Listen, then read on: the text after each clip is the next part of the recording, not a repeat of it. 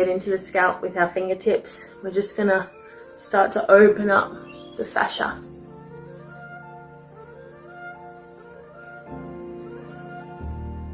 Especially through the back, through the occipital bone.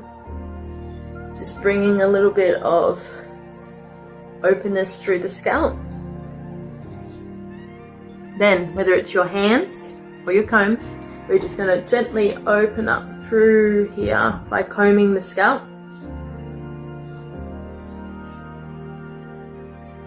You can do this all over the scalp every single day and open up through.